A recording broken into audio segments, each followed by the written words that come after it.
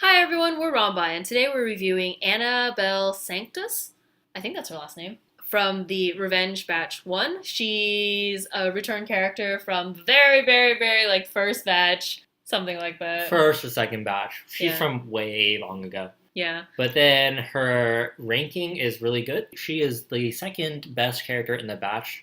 With a ranking of S class from Fanmitsu and 8.0 out of 10 from GameWith.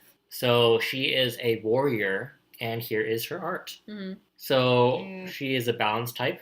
And here is her with her butler and her maid. Both of whom are like three-star characters. The maid is a lancer, a 4-star lancer, and the butler is a 3-star brawler. So her leader skill is Noblesse Oblige, right? Am I saying that right? Oblige? Maybe? Something like that. And it considerably lowers the SP costs of balance types. Okay, so her passives are SP cost minus 15%, which is great, and it's better than the SP cost plus 15% because of regenerating your SP. Mm-hmm. Her second skill is boost action skills plus 15%, and her last passive skill is attack speed plus 50% when your HP is above 75%. Those are so many percentages. So this makes her really fast at attacking as a warrior, which is really good for new players to warrior characters. Mm-hmm. Especially if you can have any weapon that gives her an attack speed buff. I think both Zack's and the flower weapon from previous batches stack on top of hers. So yeah, her first action skill is Elegant Bouquet. It costs 20 SP. With her SP cost minus 15%. And then it will drop a bouquet as a mine, and then when enemies walk into it, it will explode and deal water damage.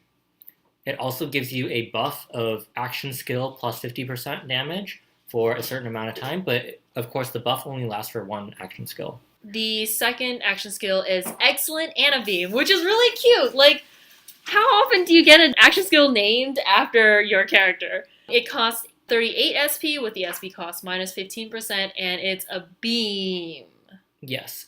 It is not controllable, but it does have a tracking system. So when you kill the monster, it will switch targets. Right. The only issue that this comes with is when you're killing like a boss that takes like 2 or 3 seconds to die, it won't target until the body disappears. Right. This second skill also gives you an HP recovery buff over time, like Charlotte's or the... I don't know anybody else who has that. The dual blade Serena, is that her name? Selena. Right.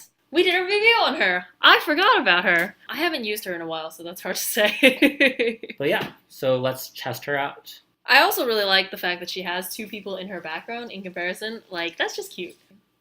Okay, so we will run around first and probably plant a few mines, actually. Oh, that's a good idea. Okay, let's plant a mine here.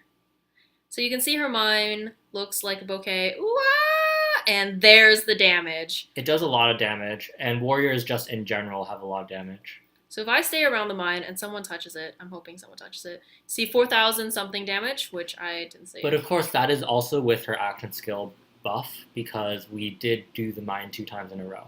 Right. So let's go ahead and roll around and wait for more characters, more mobs, so that we can go ahead and try the second skill. Oh no, the buff ran out. Yeah, the buff runs out after, I think, 20 seconds. So if you don't use it in time, then you're going to have to reuse the buff. So here's the beam. As you can see, it tracked from the left to the bottom. Mm-hmm. And it stayed on the Jaguar's body because it was still dying. And you can see that here is the recovery buff, and it does 21. Similar to Charlotte, actually, with a weapon, so I imagine it's much stronger when she has a better weapon on her. Yeah, there's the tracking. Again. And it's so pretty! It is a very strong beam, just because warriors have really high attack. And it tracks, which is really nice when you're trying to clear out a lot of mobs. Oh, and here's her attack speed buff. And you can see it's like on par with like a fencer. Well, maybe not a fencer, but it's on par with a better, faster version of a warrior. It's really nice. I think it's probably... I don't know. I would say it's probably on par to a fencer, to be honest. Yeah. And since fencers do like 1 damage, well, not one damage. Like, okay, you know what? You can ignore me. I don't know what I'm talking about. Yeah, it's really nice. So if you have any weapons that have a Oh, but now you can see regular warrior attack speed because her HP is lower than 75%. Right. And it's relatively low. Also, if you haven't been able to do this before, basically any status effect besides stun, you can tap really fast and get out of it. So that includes the spider green status effect and the ice effect. Not burn and not stun. Or poison. Or poison. Or slow. Or slow. Basically You know just ice and the spiders. So there's Annabelle. I really like her. I think I'm going to start using her more because I just don't use warriors really well. And so having her makes it a little bit easier. I said I was going to use Zac, but Zac requires you to use his skill in order to get the attack buff. And that can get a little bit expensive. But then with Anna, even though she has the HP threshold that she has to meet in order to get her attack speed buff, she does have the HP regen. The excellent Anna Beam, which is fantastic. Like, I want to try putting another weapon on her and seeing how high that damage actually is, or recovery actually is. Yeah, so that's Anna. She is the second best character of the batch, and definitely a lot of people really want her.